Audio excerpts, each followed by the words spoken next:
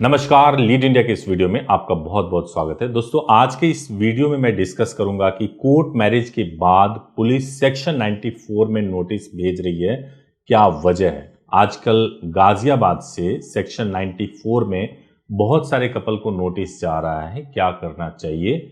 और आप अगर गाजियाबाद से शादी करने वाले हैं तो क्या यह डरने की बात है या नहीं डरने की बात है, सब कुछ इस वीडियो में बताऊंगा।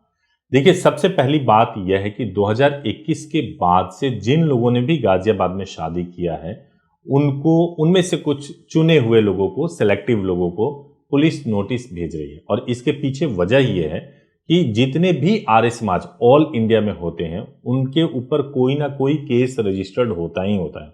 उसकी बड़ी वजह यह है कि कपल्स आते हैं, वो अपनी मर्जी से शादी करते हैं, लेकिन कई ऐसे लोग भी हैं जो कि प्यार के दुश्मन हैं, जो कि नहीं चाहते हैं कि शादी हो, लव मैरिज हो, तो वो आर्य समाज के ऊपर दबाव बनाने के लिए केसेस रजिस्टर्ड करा देते हैं। कई बार कोर्ट भी कई मामलों को ठीक से नहीं समझ पाती है, क्योंकि उनके सामने फैक्ट्स को ठीक तरीके से नहीं रखा जाता है। इस वजह से भी इस तरह की चीजें होने लगती हैं। तो यही वजह है कि गाजियाबाद के कई आर्य समाज के ऊपर केसेस रजिस्टर्ड हुए हैं। और उन केसेस को रजिस्टर्ड होने के बाद से कंसिक्वेंस ये हुआ कि गाजियाबाद की पुलिस ने 2021 के बाद से जितनी भी शादियां हुई हैं, उन सभी कपल में से कुछ कपल्स को रैंडम नोटिस बीएनएसएस सेक्शन 94 के तहत भेज रही है। और इस नोटिस के तहत उनको बुलाया जा रहा है कि आप आओ और आप अपना स्टेटमेंट रिकॉर्ड कराओ। अब सबसे पहले आप इस नोटिस की एक कॉपी को देख लीजिए। इसमें जो कपल का इंफॉर्मेशन है मैंने हाइड कर दिया है, आप इसको पहले देख लीजिए। तो पहली बात तो यह समझ लेते हैं कि सेक्शन 94 के तहत अगर किसी को नोटिस मिलता है तो करना क्या चाहिए और सेक्शन 94 क्या कहता है। मुझे इस सेक्शन के बारे में डिटेल में आपको बताना जरूरी है ताकि आप समझ सकें। देखिए, बीएनएसएस के सेक्शन 94 में जो सबसे पहले टाइटल बताया गया है कि समन्स टू प्रोड्यूस डॉक्यूमेंट और अदर थिंग। यही चीज सीआरपीसी में अदर थिंग नहीं था, बीएनएसएस में अदर थिंग आ गया। अदर थिंग का मतलब होता है इलेक्ट्रॉनिक, अगर कोई सामान है, कोई डॉक्यूमेंट है तो उसको भी मांगा जा सकता है। पहले केवल डॉक्यूमेंट्स की बात होती थी, यानी फिजिकल डॉक्यूमेंट्स की। और इसमें सब सेक्शन भी है। सेक्शन 94 सब क्लॉज 1 में बेयर एक्ट में लिखा गया है कि वेन एवर एनी कोर्ट और any officer in charge of A police station considers that the production of any document, electronic communication, including communication devices which is likely to contain digital evidence or other thing is necessary or desirable for the purpose of any investigation, inquiry, trial or other proceedings under this Sanhita by or before such court or officer, such court may issue a summons or such officer may by a written order either in physical form or in electronic form required the person in whose possession or power such document or thing is believed to be attend and produce it or to produce it at the time and place stated in the summons or order। और इसी का sub clause 2 कहता है। अब इसमें साफ साफ बता दिया गया कि कोई भी पुलिस, कोई भी कोर्ट आपको सम्मन्स के थ्रू डॉक्यूमेंट्स मांग सकती है, आइदर फिजिकल फॉर्म में हो या इलेक्ट्रॉनिक फॉर्म में हो।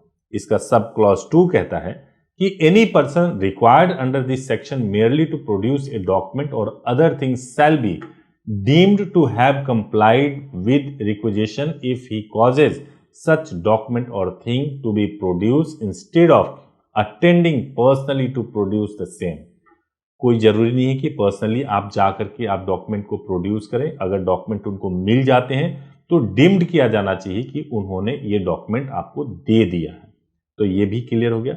जो सब क्लॉज 3 कहता है कि nothing in this section shall be deemed under bracket A to affect section 129 and 130 of the Bharatiya Sakshya Adhiniyam 2023 or the bankers books evidence act 1891, 13 of the 1891 or to apply to a letter, post card or other document or any parcel or thing in the custody of the postal authority. तो मतलब साफ है कि इसमें, और जो notice जा रहा है, नोटिस में क्या कहा जा रहा है कि आपको स्टेटमेंट रिकॉर्ड करने के लिए पुलिस बुला रही है। मेरे हिसाब से पुलिस बीएनएसएस के सेक्शन 94 का इस्तेमाल इसलिए नहीं कर सकती क्योंकि उसको केवल नोटिस क्योंकि केवल उसको स्टेटमेंट रिकॉर्ड करना है। अगर कोई डॉक्यूमेंट चाहिए तो वो स्पेसिफिक डॉक्यूमेंट का नाम पुलिस को लिखना होगा, या जो भी इंक्वायरी इन्वेस्टिगेशन इंचार्ज होंगे उनको लिखना होगा उस डॉक्यूमेंट का नाम, और फिर वो डॉक्यूमेंट्स जो है वो उस व्यक्ति के ऊपर डिपेंड करता है कि वो भिजवा दे उस डॉक्यूमेंट को। पर्सनली नहीं अपीयर होना चाहता है तो ना अपीयर हो। तो ये 94 कहता है। अब ऐसे बहुत सारे कपल्स के पास जा रहे हैं, इसका बहुत बैड कंसिक्वेंस भी हो रहा है कि कपल ने शादी कर लिया है और अपनी अपनी फैमिलीज में अभी बताया नहीं है, और नोटिस अगर पहुंच जाए, हालांकि नोटिस लड़के के घर पर ही जा रहा है, लड़की के घर पे नहीं जा रहा है, तो नोटिस अगर पहुंच जाए तो शादी का खुलासा हो जाएगा, और कई बार माँ बाप तो लड़की को कन्फाइंड कर सकते हैं, उनके साथ मारपीट कर सकते हैं। इस तरह के भी सिचुएशंस हमने देखे हैं। अगर आपके पास इस तरह का कोई भी नोटिस आ रहा है तो घबराइए मत। ऐसे में आपको कंप्लाई करने के लिए पर्सनली जाने की जरूरत नहीं है, या आप इस नोटिस को लेकर के बहुत ज़्यादा परेशान हैं तो आप किसी लॉयर एडवोकेट से बात कर लीजिए। हमारे थ्रू हमारे हेल्पलाइन नंबर पे 8800 444 पर बात कर सकते हैं। हम आपको गाइड करने की कोशिश करेंगे कि इस मामले में आपको क्या करना चाहिए। बट ये कोई नॉर्मल ट्रेंड नहीं है कि जितनी शादियां होंगी उसमें नोटिस जाएगा ही जाएगा। तो अगर आपकी शादी होने वाली है फ्यूचर में गाजियाबाद से, तो आपको डरने की बिल्कुल भी ज़रूरत नहीं है। इस तरह की चीज़ें रेयरली होती है, कभी कभार होती है, और इससे डरने की बिल्कुल भी ज़रूरत नहीं होती है। Thank you so much for watching this video. Thank you so much.